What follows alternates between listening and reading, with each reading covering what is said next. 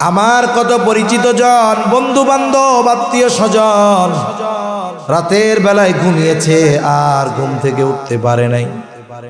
কারণ যখন আমরা ঘুমাই, ঘুম ভাঙলে সকাল, না ভাঙলেই পরকাল। হয়তো হতে পারে এই রজনী, এই ঘুম আমার জীবনের শেষ ঘুম। আমি যদি আজ মারা যাই আর আমার আমল নামায় যদি নেকের চাইতে গুনাহ বেশি হয়, তাহলে হয়তো কিয়ামতের দিন গুনাহগার পাপাচারীদের কাতারে আমাকে আল্লাহর সামনে হাজির হতে হবে। এই হিসাবের পরে তার দিলের মধ্যে এই চিন্তা হয়তো তাকে তাওবা করতে উদ্বুদ্ধ করবে। হয়তো সে তাওবা করবে, আল্লাহ তাআলার কাছে ক্ষমা চাইবে, বলবে আল্লাহ আমারে আপনি মাফ কইরা দেন, আমি আর জীবনে গুনাহ করব না। অতীতের গুনাহগুলো মাফ করে দেন, আগামীতে আর গুনাহ করব না। এই যে একনিষ্ঠ তাওবা, তাওবা শুধু আস্তাগফিরুল্লাহ পড়ার নাম না। মুখ দিয়ে আস্তাগফিরুল্লাহ পড়লো, কিন্তু আন্তরিকভাবে ওই পাপের জন্য সে অনুতপ্ত হইল না, পাপটা ছাড়লো না, আবার পাপ না করার ব্যাপারে দৃঢ় প্রতিজ্ঞাবদ্ধ হইল না। শুধু মুখ দিয়া আস্তাগফিরুল্লাহ পড়লে ওই ধরনের মানুষের তাওবা আল্লাহর কাছে কবুল হবে না। ইয়া আইয়ুহান নাসুত্তাকু রাব্বাকুমুল্লাযী খালাকাকুম মিন নাফসিন ওয়াহিদা। আল্লাহ রাব্বুল আলামিন মানব সম্প্রদায়কে উদ্দেশ্য করে বলেন, হে মানব সকল, তোমরা তোমাদের রবকে ভয় করো। আল্লাহ তাআলা এইখানে সমস্ত মানব জাতিকে উদ্দেশ্য করে মুত্তাকি হতে বলেছেন। বুজুর্গানে দিন বলেন, যখন সমস্ত মানুষকে উদ্দেশ্য করে মুত্তাকি হওয়ার কথা আল্লাহ বললেন, এর দ্বারা উদ্দেশ্য যে হে মানব সম্প্রদায়, তোমরা সকলে ঈমান আনয়ন করো। কারণ তাকওয়ার সর্বনিম্ন স্তর হলো ঈমান আনা। যে ঈমান আনে সেই মুত্তাকি। তবে ঈমানদারদেরকে যেই তাকওয়া অর্জনের নির্দেশ আল্লাহ তাআলা দিয়েছেন, এই তাকওয়া নিম্ন স্তরের তাকওয়া নয়। কারণ এনারা তো ঈমান আনার মাধ্যমে তাকওয়ার সর্বনিম্ন স্টেজ, প্রথম স্তর পার করে আসছেন। তাহলে এনাদের কোন তাকওয়া অর্জনের নির্দেশ দিয়েছে? বুজুর্গানে দ্বীনের কিছু কথা নকল করেই শোনাই আপনাদের। তাকওয়ার এক শব্দ হলো ভয় করা, আর এক অর্থ হলো বিরত থাকা। একটি অর্থ ভয় করা, আর একটি অর্থ বিরত থাকা। ভয় করা, মানুষ সাধারণত অপর আর এক মানুষকে সাধারণত দুইটা কারণে ভয় করে। কয় কারণে? এক নম্বর কারণ, সমাজের সবচাইতে খারাপ, ভয়ঙ্কর, নিকৃষ্ট মানুষটাকে মানুষ ভয় করে। কেন বলে? তার অনিষ্ট থেকে বাঁচার জন্য ভয় করে। আবার সমাজের সবচাইতে সম্মানিত বুজুর্গ মানুষটাকেও মানুষ ভয় করে। বলে তাকে ভয় করে তার অনিষ্ট থেকে বাঁচার জন্য নয়, বরং তিনি তো সম্মানিত একজন ব্যক্তি, তার আজমত সম্মানের দিকে খেয়াল রেখে মানুষ তাকে ভয় করে। প্রথম ধরনের ভয়ের ভিতরে থাকে ঘৃণা, আর দ্বিতীয় ধরনের ভয়ের মধ্যে থাকে মহব্বত, ভালোবাসা। তাহলে বান্দা আল্লাহ তাআলাকে ভয় করবে। বলে কেন? বলে বান্দার স্রষ্টা হলেন আল্লাহ, আমাকে আপনাকে সৃষ্টি করেছেন আল্লাহ, আমাদের রব প্রতিপালক হলেন আল্লাহ, আমাদের রিজিক দাতা হলেন আল্লাহ। বান্দা আল্লাহর আজমতের দিকে খেয়াল করে ভয় করবে আল্লাহ তাআলাকে। আর এই ভয়ের মধ্যে থাকবে মহব্বত, এই ভয়ের মধ্যে থাকবে ভালোবাসা। বলে তাকওয়ার আরেক অর্থ হলো বিরত থাকা। কিসের থেকে? বলে আল্লাহ তাআলা যা নিষেধ করেছেন সেগুলো থেকে। বুজুর্গানে দিন বলেন, এই দুইটা শব্দের সমন্বয় যদি ঘটানো হয়, বলে তাকওয়া কাকে বলে? বলে আল্লাহর আজমতের দিকে মহব্বতের সাথে ভয় করে তার নিষেধ বিষয়গুলো থেকে বেঁচে থাকার নাম হলো তাকওয়া। আর যেই মুমিন এই কাজ দুইটা করবে, বলে সেই মুমিন হয়ে গেল প্রকৃত মুত্তাকি। তাহলে আল্লাহ তাআলা আমাদেরকে আপার ক্লাসের মুত্তাকি হওয়ার নির্দেশ দিয়েছেন, যারা ঈমানদার তাদের জন্য। কোরআনুল কারীমের অন্যতম একটা বৈশিষ্ট্য হলো, কোরআনে আল্লাহ তাআলার যত নির্দেশ আছে, আল্লাহ তাআলা শুধু নির্দেশ করেন তা না, ওই নির্দেশ বাস্তবায়নের পদ্ধতিও আল্লাহ তাআলা বলে দেয়। সুবহানাল্লাহ। একটা হলো শুধু আদেশ দিছে, আল্লাহ তাআলা শুধু আদেশ দেন না, আদেশ দেওয়ার সাথে সাথে তিনি এটাও জানায় দেন কেমনে এই আদেশ বাস্তবায়ন করবা। এটা সাধারণত দুইটা পদ্ধতিতে হয়। একটা হলো আদেশ করার সাথে সাথে ওই আদেশ বাস্তবায়নের পদ্ধতি আল্লাহ সুস্পষ্টভাবে বলে দেন।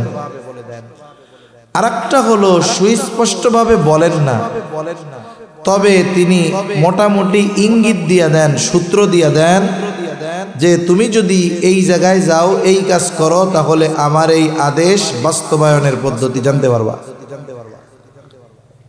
যেমন একটা উদাহরণ দেই, ঈমানের পরে সবচাইতে গুরুত্বপূর্ণ ইবাদত হলো নামাজ। ঈমানের পরে সবচেয়ে গুরুত্বপূর্ণ ইবাদত কি? জোরে বলেন। নামাজের আদেশ আল্লাহ তাআলা দিয়েছেন কোরআনে, কিন্তু কেউ যদি এই চিন্তা করে যেই আদেশ কোরআনে আছে ওই আদেশ কেমনে বাস্তবায়ন করব, এটাও স্পষ্টভাবে কোরআন থেকে শিখব, কিন্তু বাস্তবতা ভিন্ন। যদিও আল্লাহ তাআলা কোরআনুল কারীমের মধ্যে নামাজের আদেশ দিয়েছেন, এই চিন্তা করে এই কোরআন যদি এই পৃথিবীর শ্রেষ্ঠ আলেমদেরকে ধরিয়ে দেওয়া বলা হয় যে আমরা ফজরের 2 রাকাত নামাজ যেই পদ্ধতিতে পড়ি, যা যা পড়ি, যা যা করি, একেবারে সব কিছু শুধু কোরআন থেকে বের করে দিবেন, হাদিসের কাছে যাইতে পারবেন না, নবীর সুন্নাহ ধরতে পারবেন না, কিয়ামত পর্যন্ত যদি হায়াত দিয়ে দেওয়া হয়, আর শুধু কোরআন থেকে যদি 2 রাকাত ফরজ নামাজ বা সুন্নাত নামাজের পদ্ধতি বের করতে বলা হয়, বলেন তো সমগ্র পৃথিবীর উলামায়ে কেরাম একত্রিত হয়ে শুধুমাত্র কোরআন থেকে ফজরের 2 রাকাত নামাজ যেভাবে পড়া হয় এটা বের করতে পারবে নাকি? সম্ভব না। কেন সম্ভব না? বরং কারণ নবীজি জানায়া দিয়েছেন নামাজের আদেশ আল্লাহ তাআলা কোরআনুল কারীমের মধ্যে করেছেন ঠিক, কিন্তু নামাজ পড়ার পদ্ধতি সুস্পষ্টভাবে আল্লাহ বলে দেন নাই। সেই জন্য নবীজি বলেন সল্লু কামা রাআইতুমুনি উসাল্লি। নামাজের আদেশ তো আল্লাহ তাআলা করেছে, কেমনে নামাজ পড়বা? নবীজি বলেন আমাকে যেভাবে নামাজ পড়তে দেখো সেইভাবে তোমরা নামাজ পড়ো। তাহলে নামাজের আদেশ করেছেন আল্লাহ, আর এই পদ্ধতি শেখার ব্যবস্থা আল্লাহ তাআলা আমার আপনার নবীর মাধ্যমে আমাদের কাছে দিয়েছেন। একটা উদাহরণ দিতে গেলে লম্বা সময় চলে যাবে। মূল কথা হলো আল্লাহ তাআলা কোরআনুল কারীমের মধ্যে যখন কোনো আদেশ দেন, হয়তো ওই আদেশ বাস্তবায়নের সুস্পষ্ট নীতিমালা পদ্ধতিও বইলা দেন। যদি সুস্পষ্টভাবে না বলেন, কমপক্ষে ইশারা ইঙ্গিত দিয়া বুঝায়া দেন, জানায়া দেন যে এই জায়গায় যাও, তাহলে আমার আদেশের বাস্তবায়ন কিভাবে করতে হবে পাবা। আর তাকওয়ার ব্যাপারে আল্লাহ তাআলা নির্দেশ দেওয়ার পর আল্লাহ তাআলা কোনো ইঙ্গিত দেন নাই, বরং কোরআনুল কারীমের বিভিন্ন জায়গায় সুস্পষ্টভাবে মুত্তাকি হওয়ার পদ্ধতিগুলোও আল্লাহ তাআলা জানিয়ে দিয়েছে। এজন্য মনে রাখতে হবে যে কোরআনে যখন শরীয়তে ইসলামে অনেক কিছু আছে হারাম, যেটা আপনি কোরআনে পাবেন না। এই হারাম করছে কে? বলে মুহাম্মাদুর রাসূলুল্লাহ সাল্লাল্লাহু আলাইহি ওয়াসাল্লাম। আমার আপনার নবী হলেন শরীয়ত প্রণেতা। যেমন আদালতে আছে না আইনজীবী, আইনজীবী কারা? বলে আইন প্রণেতা যেই আইন প্রণয়ন করেছেন, ওই আইনের উপরে যারা নিজেদের কাজকর্ম করে, ওই উকালতি করে, বলে এরা হলো আইনজীবী। আইনজীবী আর আইন প্রণেতার মধ্যে তফাৎ আছে। আইন প্রণেতা হলো আইন লেখে যে এটা করলে এটা হবে, এটা করলে এটা হবে। এইটার আলোকে আইনজীবীরা কোর্টের মধ্যে মামলা লড়ে। নবীজি সাল্লাল্লাহু আলাইহি ওয়াসাল্লাম শরীয়ত প্রণেতা, এজন্য নবীজির কথার মাধ্যমে অনেক কিছু হালাল আছে, অনেক কিছু হারাম নবীজির কথার মাধ্যমে হয়েছে। তাহলে আল্লাহ তাআলা মুত্তাকি হওয়ার নির্দেশ দিয়েছেন। যেমন এক জায়গায় আল্লাহ তাআলা বলেন, ইয়া আইয়ুহাল্লাযীনা আমানুত্তাকুল্লাহ, হে ঈমানদারেরা তোমরা মুত্তাকি হও। আমরা যদি জিজ্ঞাসা করি আল্লাহ কেমন করে মুত্তাকি হব, আল্লাহ তাআলা কেমন যেন জবাব দিয়ে বলেন, ওয়াকুনু মা'আস সাদিকিন। আল্লাহ রাব্বুল আলামিন বলেন, ও বান্দারা মুত্তাকি হও। কিভাবে হব? আল্লাহ তাআলা বলেন, সত্যবাদীদের সঙ্গী হয়ে যাও, সত্যবাদীদের সঙ্গী হয়ে যাও। সত্যবাদিতা এমন একটা গুণ, বুজুর্গানে দিন বলেন, যেই ব্যক্তি আসলেও সত্যবাদিতার গুণে গুণান্বিত হতে পারে, বাকি সমস্ত ভালো গুণ তার মধ্যে পাওয়া যায়। আল্লাহ তাআলা তো আবেদিন বলেন নাই, যাকিরিন বলেন নাই যে ইবাদত করনে ওয়ালাদের সঙ্গী হয়ে যাও, জিকির করনে ওয়ালাদের সঙ্গী হয়ে যাও। আল্লাহ তাআলা বলেছেন সাদিকিনদের সঙ্গী হয়ে যাও। তার মানে কি? তার মানে বুজুর্গানে দিন বলেন যে এই গুণটা হলো এমন এক গুণ, এই গুণ যে পরিপূর্ণ অর্জন করে তার মধ্যে বাকি সমস্ত গুণ এমনিতেই উপস্থিত থাকে। এটা গল্প কই, তাইলে কথাটা বুঝতে আর একটু সহজ হবে। আগের আমলে মানুষজন কোনো মতে ম্যাট্রিক আইয়া পাশ করলে মনে করত এই ব্যক্তি অনেক শিক্ষিত। ম্যাট্রিক আইয়া পাশকে অনেক উচ্চ শিক্ষা সাধারণত গ্রামের মানুষ আগে মনে করত। 2-4 গ্রাম ঘুইরা অনেক সময় একটা দুইটা ম্যাট্রিক আইয়া পাশ পাওয়া যাইত না। যদি কোনো গ্রামে এমন হইতো 3টা লেটার নিয়ে ম্যাট্রিক পাস করছে, 5 গ্রাম দূর থেকে ওরে দেখতে যাইত যে কে রে 3টা লেটার পাইয়া ম্যাট্রিক পাস করছে। তা ওই রকম একজন মুরব্বী যে মনে করে যে ম্যাট্রিক আইয়া পাস এটা অনেক উচ্চ শিক্ষিত, তা ওই রকম একটা গ্রাম, প্রত্যন্ত অঞ্চল, ওই গ্রামের একজন মানুষ ঢাকা গিয়ে লেখাপড়া করছে, জাগতিক লাইনে উচ্চ শিক্ষিত।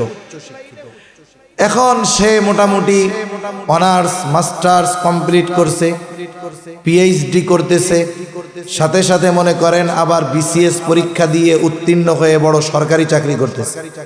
তার মানে মোটামুটি বাংলাদেশের জাগতিক লাইনের সর্বোচ্চ শিক্ষিতদের একজন, ডক্টরেট করে ফেলছে। ওই লোকটা গ্রামে আসছে, আশেপাশের 2-4 গ্রামের লোকজন দেখতে আসছে যে এইরকম এলাকায় অনেক বড় উচ্চ শিক্ষিত মানুষ, তারে না দেখতে গেলে হয়? অনেক মানুষ দেখতে আসছে। সাথে সাথে ওই রকম একজন মুরব্বীও এসেছেন, যিনি মনে করেন যে ম্যাট্রিক পাস করলে এই বেটা অনেক শিক্ষিত। সবাই দেখতে আসছে, দেখে কথা বলে সবাই চলে গেছে। এখন ওই মুরব্বী দাঁড়িয়ে আছে। তা মুরব্বী এইবার লোকটাকে জিজ্ঞাসা করতেছে, বাবা সকলের কাছে শুনলাম তুমি অনেক বড় শিক্ষিত মানুষ, অনেক লেখাপড়া করছো, তা তুমি কি কি লেখাপড়া করছো বাজার? তা উনি বলতেছে যে আমি ঢাকা ইউনিভার্সিটি থেকে অনার্স করছি, মাস্টার্স করছি, বিসিএস দিয়েছি, পিএইচডি করেছি অমুক বিষয়ের উপরে, এইগুলো সব শেষ করছি। তা মুরব্বী মানুষ কি বুঝে? ম্যাট্রিক পাস করলে বড় শিক্ষিত। এখন ম্যাট্রিক পাসের কথা তো আর কয় নাই। এখন মুরব্বী জিজ্ঞাসা করে, বুঝলাম এত লেখাপড়া করছো, তা বাজান তুমি কি আইএ পাস করছিলা বাজান? কথা বুঝেন নাই মনে হয়। এখন মুরব্বী মনে করছে কি আইয়া পাস অনেক পাস, এত কথা কইল, আইয়া পাসের কথা তো কইল না, কেমন বড় শিক্ষিত হইল? বলেন তো, যে অনার্স করতে চায় তাকে তো অবশ্যই আগে আইয়া পাস করতে হবে, এইচএসসি পাস করতে হবে। মনে করেন একজন জিজ্ঞাসা করছে এক আলেমকে, আপনার নাম কি? বলতেছে আমার নাম মুফতি আব্দুল্লাহ, কথার কথা। এখন সে জিজ্ঞেস করে, আপনি মুফতি বুঝলাম ভাই, আপনি কি মৌলানা হয়েছিলেন নাকি? এখন বলেন তো, যেই লোক মাওলানা হয় নাই, দাওরা পাস করে নাই, সে কি মুফতি হইতে পারবে? ইফতা পড়ার যোগ্যতাই তো তার হয় নাই। তার মানে দেখেন, কেউ যদি বলে আমি মাস্টার্স কমপ্লিট করছি, তাহলে সে অনার্স কমপ্লিট করা, সে এইচএসসি পাস করা, সে এসএসসি পাস করা, সে জেএসসি পাস করা, সে পিএসসি পাস করা।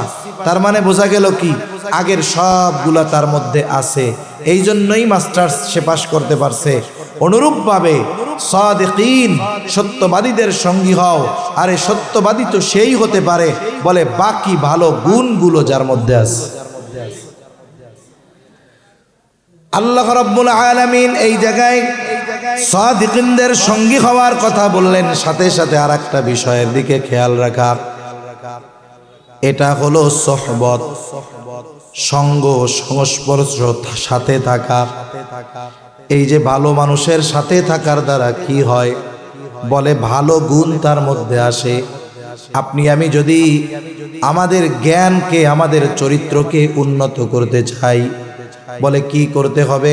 আমার স্তর হলো এই জায়গায় ভালোর স্তর। আমাকে আমার চাইতে যে ভালো তার সঙ্গ যদি গ্রহণ করি, তাহলে আমার মধ্যে ভালো গুণ বাড়বে নাকি কমবে? আবার আমি ভালো এতটুক, কিন্তু আমার বন্ধু বান্ধবগুলো খারাপ, মানে নিচে। এখন আমি যত ভালো হই, খারাপগুলার সাথে যদি মিশি, বলেন তো আমি আগের চাইতে ভালো হব না খারাপ হব? তাহলে বোঝা গেল সঙ্গের একটা প্রভাব আছে, সোহবতের প্রভাব আছে। গ্রামের ভাষায় বলে সঙ্গ দোষে লোহাও ভাসে। আমি আপনি যদি এই সমস্ত ভালো মানুষগুলার সাথে সঙ্গী হই, সময় দেই, তাহলে তাদের মধ্য থেকে ভালো গুণগুলো আমার আপনার মধ্যে আসবে। মনে রাখতে হবে, চুম্বকের একটা আকর্ষণ শক্তি আছে, সে আরেকটা লোহাকে আকর্ষণ করতে পারে। চুম্বকের চাইতে তুলনামূলকভাবে শক্ত হলো লোহা। লোহা যত শক্ত হোক না কেন, লোহার মধ্যে অন্য আরেকটা লোহাকে আকর্ষণ করার ক্ষমতা নাই। কিন্তু এই লোহা যদি নিজের শক্তির অহংকার না করে, তার চাইতে একটু দুর্বল কিন্তু আকর্ষণ করার শক্তি আছে, ওই চুম্বকের সাথে 10-15 দিন লাইগা থাকে। বাড়িতে গিয়া খেয়াল করবেন, অনেক ছোট ছোট চুম্বক ঘরে থাকে, ওর সাথে ছোট লোহার টুকরা 2-1টা লাগায় রাখবেন। 15-20 দিন পরে যখন ওটা টান দিয়ে খুলবেন, লোহা যখন আরেকটা লোহার দিকে ধরা হবে, চুম্বকের সাথে থাকার কারণে ওই লোহার মধ্যেও আকর্ষণ করার কিছু যোগ্যতা চলে আসবে। এজন্য এই সোহবত, সংস্পর্শ, সঙ্গ, এটা জীবনে সব জায়গায় দরকার। যেমন দেখেন না, অনেকের ভালো সন্তান খারাপ মানুষের সাথে মেশার কারণে, বন্ধু খারাপ হওয়ার কারণে ছেলে খারাপ হয়ে যায়। এজন্য একেবারে জীবনের শুরু থেকে নিয়ে বাচ্চা কাচ্চা যখন 6-7 বছর বয়স হয়, আস্তে আস্তে মা বাবার থেকে দূরে সরা শুরু করে। এটা সৃষ্টিগতভাবে আল্লাহ রেখে দিয়েছেন। এ সরবেই, আপনার ভালো লাগলেও সরবে, না লাগলেও সরবে। কিন্তু তখন আমার আপনার দায়িত্ব কি? যে ছেলে তো এখন সঙ্গী নির্বাচন করবে খেলার জন্য, চলার জন্য। আপনার আমার দায়িত্ব কি? বলে ওর সঙ্গীটা ভালো কিনা এটা যাচাই বাছাই করা, ওকে একটা ভালো সঙ্গীর সাথে জুড়িয়ে দেওয়া, ওর চেয়ে যে ভালো তার সাথে বন্ধুত্ব করায় দেওয়া। তাহলে কি হবে? ছেলেটা আস্তে আস্তে ভালো সঙ্গীর কারণে ওর মধ্যে ভালো গুণ আসবে। আর যদি বন্ধু খারাপ হয়, মোবাইল দেখাওয়ালা হয়, টেলিভিশন দেখাওয়ালা হয়, আস্তে আস্তে সন্তানের মধ্যে ওর খারাপ গুণগুলো চলে আসতে থাকবে। জীবনের প্রত্যেক ক্ষেত্রে সঙ্গর দরকার। আর মুত্তাকি হওয়ার জন্য এই গুণে গুণান্বিত মানুষের সাথে থাকা দরকার, সঙ্গ দেওয়া দরকার। আমি আপনি আমার আপনার কর্মস্থলে ওই রকম বন্ধু নির্বাচন করার দরকার। প্রতিষ্ঠান লেখাপড়া করি, ভালো সঙ্গী নির্বাচন করা দরকার। সাথে সাথে একজন আহলুল্লাহ বুজুর্গের হাতে নিজেকে সুপার্দ করে দেওয়া দরকার। যেই মুত্তাকি বান্দা, যেই সাদেক বান্দা আমাকে আপনাকেও তার মতো করে গড়ে তোলার যোগ্যতা রাখে, এরকম মানুষের সাথে সংস্পর্শতা দরকার। যেমন আপনাদের এখানে আজকে যিনি আসবেন আজকের প্রধান অতিথি পীরে কামেল হযরত মাওলানা ফজলে ইলাহি সাহেব, পীর সাহেব উজানি। এই ধরনের মানুষের সংস্পর্শতা আমাদের দরকার, সোহবত আমাদের দরকার, তাদের সাথে সম্পর্ক রাখা এটা জরুরি। তাহলে মুত্তাকি হওয়ার জন্য 1 নাম্বার পদ্ধতি আল্লাহ বলেন সত্যবাদীদের সঙ্গী হয়ে যাও। 2 নাম্বার পদ্ধতি আল্লাহ তাআলা কোরআনুল কারীমের মধ্যে বলেন ইয়া আইয়ুহাল্লাযীনা আমানুত্তাকুল্লাহ। আল্লাহ তাআলা বলেন হে ঈমানদারেরা তোমরা মুত্তাকি হও। আমরা যদি এখন প্রশ্ন করি আল্লাহ আমরা কেমন করে মুত্তাকি হব, আল্লাহ তাআলা বলেন ওয়াল তানজুর নাফসুম মা কদ্দামাত লিগাদ। তুমি নিজের দিকে নজর দাও, আগামীর জন্য তুমি কি প্রেরণ করেছ। আগামী হইল ভবিষ্যৎ, যেমন আগামী কাল, এটা কি ভবিষ্যৎ। আগামী অথবা ভবিষ্যৎ এটা 2 ধরনের। একটা হলো অনিশ্চিত ভবিষ্যৎ, আর একটা হলো সুনিশ্চিত ভবিষ্যৎ। বাস্তবতা হলো আমরা অনিশ্চিত ভবিষ্যৎ নিয়ে যতটা চিন্তিত, যতটা মেহনত করি, যতটা ফিকির করি, সুনিশ্চিত ভবিষ্যৎ নিয়ে তার কিছুই করি না। যেমন একটা লোক সরকারি চাকরি পাইছে 20 বছর বয়সে, চাকরি করবে কয় বছর পর্যন্ত, বলে 62 বছর বয়স পর্যন্ত, তাই না? 62 বছরে অবসরে যাবে। ওই লোকটা যখন চাকরিতে ঢুকলো, চাকরি যখন শুরু হইল, বেতন পাওয়া শুরু হইল, বলেন তো সরকার তাকে পরিপূর্ণ বেতন দিয়ে দেয় নাকি তার বেতন থেকে কিছু টাকা কাইটা রাখে? এই টাকা কাইটা রাখে দিবে কোন সময়? ওই 62 বছর বয়সে চাকরি ছাড়ার পরে। সরকার বেতনের উপরে একটা নির্ভর করে একটা পার্সেন্ট কাইটা রাখে, চাকরি শেষ হওয়ার পরে দ্বিগুণ দিয়া দিবে। কেন দিবে? বলে দেবে এই কারণে এই লোকটা 30 বছর 35 বছর 40 বছর চাকরি করবার পর বার্ধক্যকালে যখন বাড়িতে যাবে 62 বছর বয়স, আর কাজ করার মতো তার ইচ্ছা থাকবে না। এখন তো মাসে মাসে বেতন পায়, খরচ চলে, ওই সময় তো আর চাকরি থাকবে না। সরকার কেমন যেন ওকে বলে চিন্তা কইরো না, এখন তোমার বেতন থেকে অল্প অল্প কইরা কাইটা রাখতাছি, ওই যে ভবিষ্যতে যখন চাকরি থাকবে না, চাকরি যখন ছাড়বা ওই সময়গুলো যেন চলতে পারো, এই জন্য যা কাইটা রাখবো সেইটার দ্বিগুণ পরিমাণ তোমারে ফেরত দিয়া দিব। কাইটা কাইটা যা রাখবো ফেরত দিব কয় গুণ? ভবিষ্যতে জানি তোমার টেনশন না থাকে। আবার সে নিজেও চিন্তা করে সব টাকা তো আমার লাগে না, আমিও কিছু জমাই যেন বুড়াকালে বাড়ি গিয়া বসে বসে খেতে পারি। তাহলে এই লোকটা যে টাকা জমাচ্ছে ভবিষ্যতের জন্য, কিসের জন্য? এবার জোরে বলেন তো, এই ভবিষ্যৎটা সুনিশ্চিত না অনিশ্চিত? উনি যে 62 বছর পর্যন্ত বাঁচবে এর কোনো নিশ্চয়তা আছে? ওই টাকা উনি খাইতে পারবে এর কোনো নিশ্চয়তা নাই, অথচ কত গুরুত্ব সহকারে টাকাটা জমায়। আল্লাহ তাআলা মূলত আমাদের নজর দিতে বলেছেন সুনিশ্চিত ভবিষ্যতের দিকে। বলে সুনিশ্চিত ভবিষ্যৎ কোনটা? চোখ দুটো বন্ধ হলেই শুরু হবে সুনিশ্চিত ভবিষ্যৎ। সুনিশ্চিত ভবিষ্যৎ কবর, সুনিশ্চিত ভবিষ্যৎ আখিরাত, সুনিশ্চিত ভবিষ্যৎ জান্নাত অথবা জাহান্নাম। আল্লাহ তাআলা আমাকে আপনাকে মূলত ওই সুনিশ্চিত ভবিষ্যতের জন্য কি পাঠাইছি এটার দিকে নজর দিতে বলেছেন। যে দুনিয়ায় তো টাকা জমাইছি, হায়াত যদি থাকে, বেঁচে থাকলে বুড়াকালে চলতে পারবো, কিন্তু সুনিশ্চিত ভবিষ্যৎ ওই আখিরাত, ওইখানে ভালো থাকার জন্য আমি কি পাঠাইলাম, কি জমাইলাম, এইটার দিকে আমাদের নজর দেওয়ার দরকার আছে না? না, এই জন্য বুজুর্গানে দিন একটা শব্দের কথা আমাদের বলেন, একটা বিষয়ের কথা বলেন। বিষয়টা কি? বলে মুহাসাবা, হিসাবের কথা বলেন।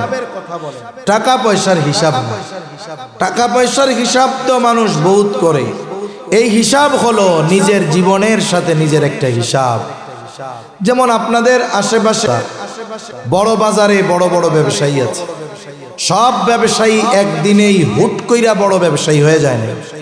দেখা যাবে অনেক ব্যবসায়ী আছে ব্যবসা শুরু করেছে 3000 টাকা পুঁজি নিয়ে, কিন্তু এই ব্যক্তির অধ্যবসায়, এই ব্যক্তির ব্যবসার নীতিমালা, সততা, একটা সময় তাকে 3000 টাকার পুঁজি থেকে 3 কোটি টাকার মূলধনের মালিক আল্লাহ বানায় দিছে। ঠিক কিনা বলে? সফল ব্যবসায়ীদের কিছু গুণ আছে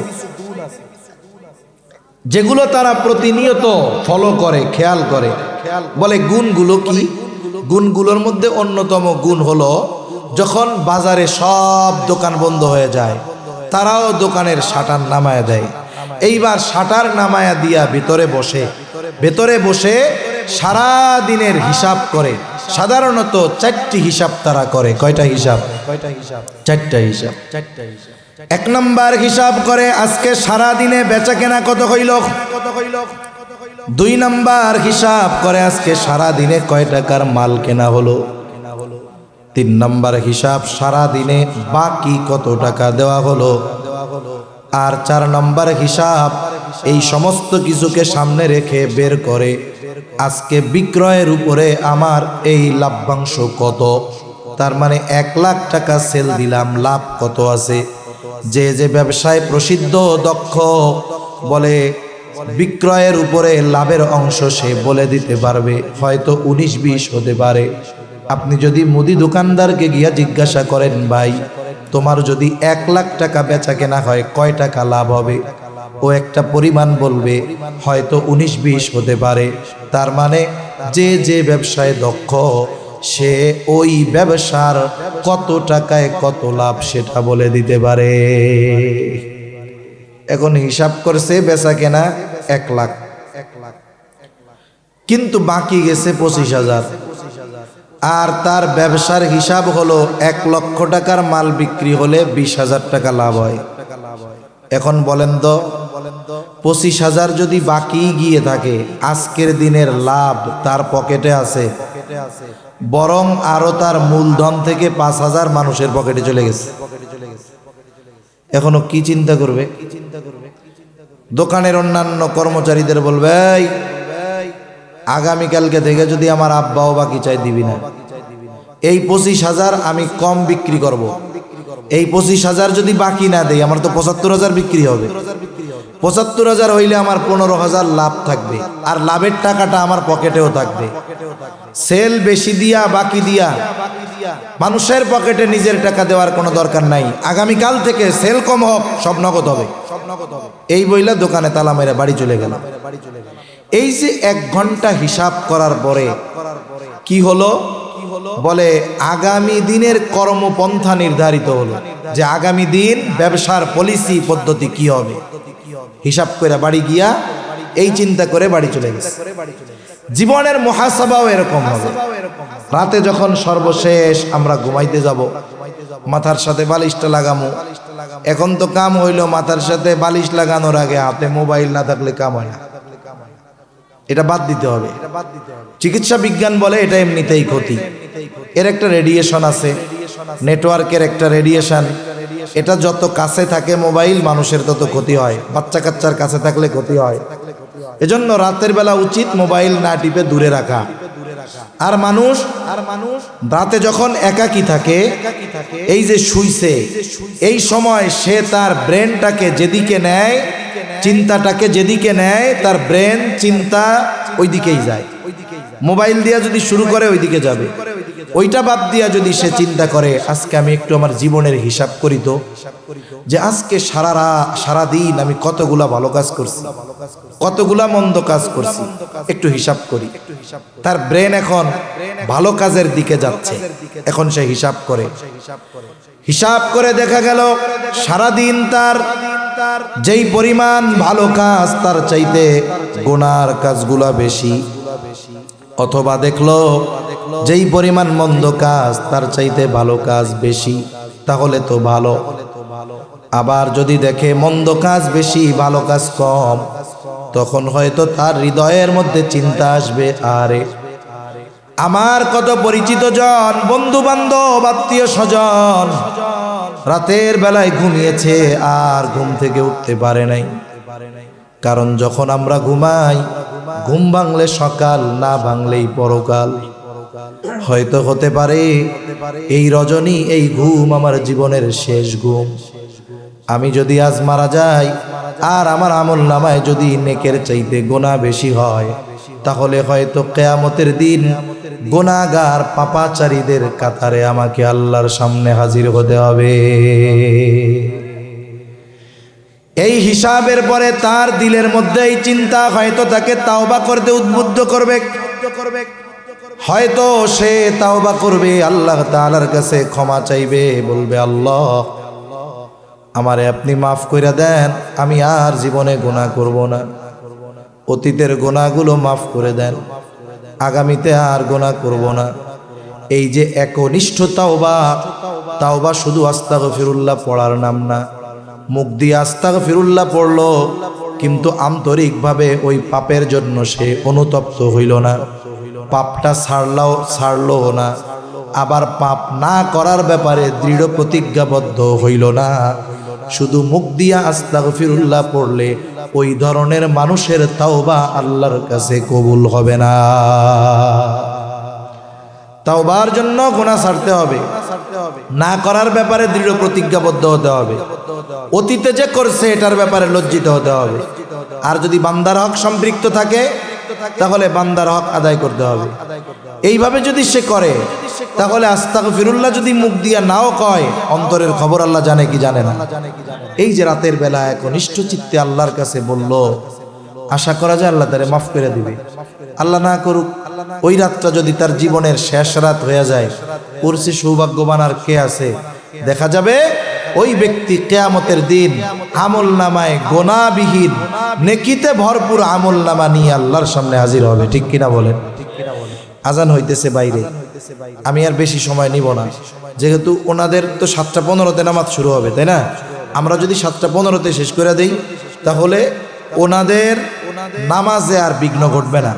সুন্দরভাবে আপনারাও এরপরে নামাজ পড়বেন, এরপরেও ধারাবাহিকভাবে বুজুর্গানে দিন ওলামায়ে কেরাম আলোচনা করবেন। হ্যাঁ, 7:30 7:15 পর্যন্ত করতেছে। আচ্ছা ঠিক আছে।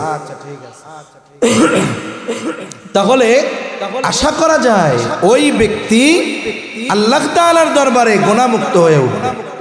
এজন্য বলেন, খালি ব্যাংকের টাকা পয়সার হিসাব করলে হইব? ফলায় বিদেশের তুন কটিংয়ে পাঠাইছে এটি হিসাব করলে হইব? নিজের জীবনের হিসাবও করতে হবে যে আমি আখিরাতের জন্য কি পাঠাইলাম। এই চিন্তা, এই ভয় যার মধ্যে থাকে, এই লোকগুলো পাপ করতে পারে না, এই লোকগুলো গুনাহ করতে পারে না। বলেন তো, এই পৃথিবীর এমন কোন জায়গা আছে না যেই জায়গায় গিয়ে আমি আপনি যদি কোনো গুনাহ করি আল্লাহ তাআলা দেখবে না? এমন কোন জায়গা আছে? আল্লাহ তাআলা বলেন, ওয়ালাকাদ খালাকনাল ইনসানা ওয়া না'লামু মা তুওয়াসওয়িসু বিহি নাফসুহু ওয়া নাহনু আকরাবু ইলাইহি মিন হাবলিল ওয়ারিদ। আল্লাহ তাআলা বলেন, আমি মানুষ সৃষ্টি করেছি, শুধু তাই না, ওয়া না'লামু মা তুওয়াসওয়িসু বিহি নাফসুহু, বলে কোন জিনিস তার অন্তরের মধ্যে ওয়াসওয়াসা দেয় এটাও আমি জানি। দুনিয়ায় এখন চিকিৎসা বিজ্ঞান অনেক উন্নত, আমি আপনি অসুস্থ হই নাই, তবে আমার কোনো অঙ্গ প্রত্যঙ্গ অচিরেই অসুস্থ হতে পারে কিনা এটা যদি জানতে চাই, আমাকে আপনাকে মেশিনের মধ্যে ভরে দেওয়া হবে, রিপোর্ট বের হবে যে আপনার কিডনি 75% ভালো আছে, হার্ট এত % ভালো আছে, ব্লক নাই, আপনার অন্যান্য অর্গান লিভার এতটুকু ভালো আছে, চর্বি জমতেছে এই পরিমাণ, ফ্যাট জমছে। তার মানে দেখেন, অসুস্থ হওয়ার আগে আমি আপনি খোঁজ খবর পাইতে পারি যে অসুস্থ হব কিনা।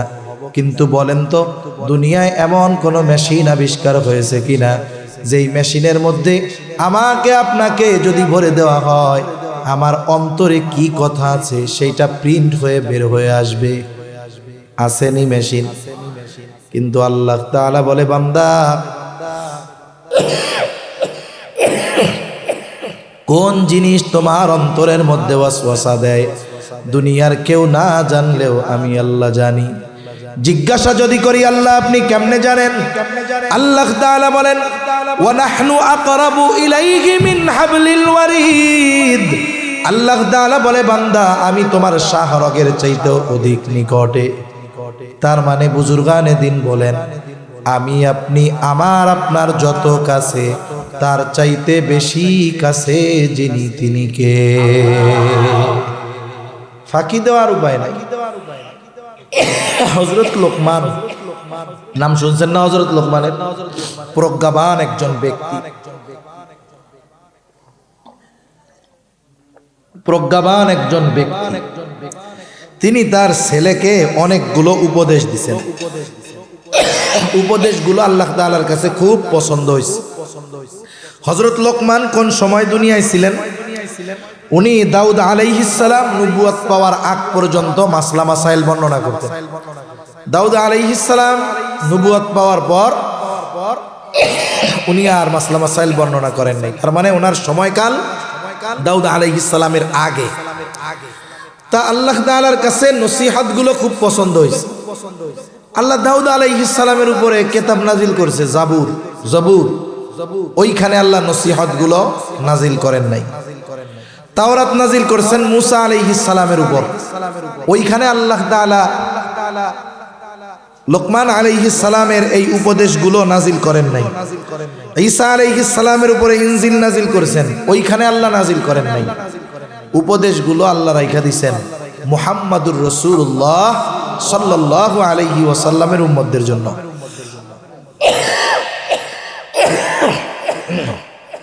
আল্লাহ তাআলা লোকমান নামে একটা সূরাও নাজিল করছেন, আর ওই সূরার মধ্যে আল্লাহ তাআলা হযরত লোকমানের সন্তানকে করা নসিহতগুলো বর্ণনা করেছেন।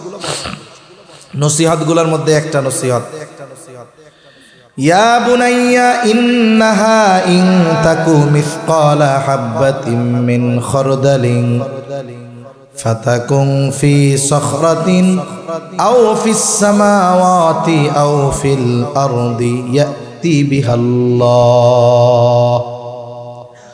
হযরত লোকমান তার সন্তানকে বলে, ও আমার বৎস, তোমার ওই আমলটা, সেই আমল হোক ভালো হোক মন্দ, যেই আমলটা তুমি করেছো, ফাতাকুন ফি সখরা, ওই আমলটা যদি তুমি কোনো পাথরের মধ্যেও করো,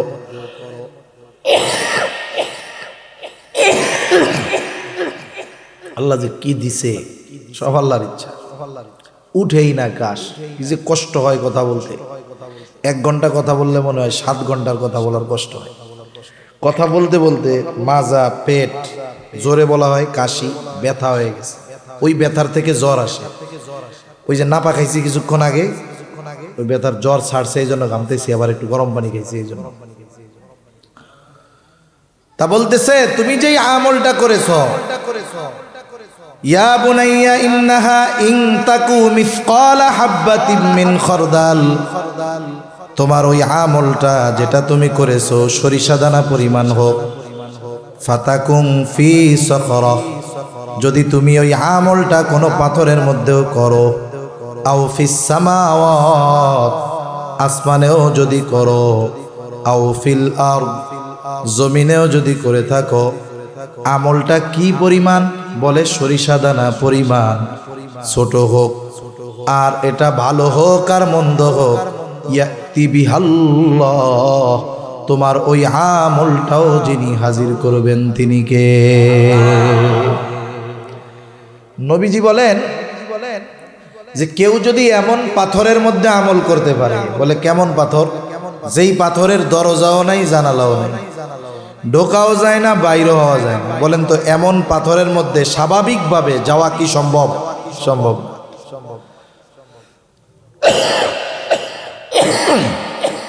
ওই অসম্ভব জায়গায় যদি কেউ যাইয়া কোনো আমল করে, ওই আমলটা যদি সরিষা দানা পরিমাণ হয়, ওই আমলটাও কিয়ামতের দিন হাজির করবেন কে?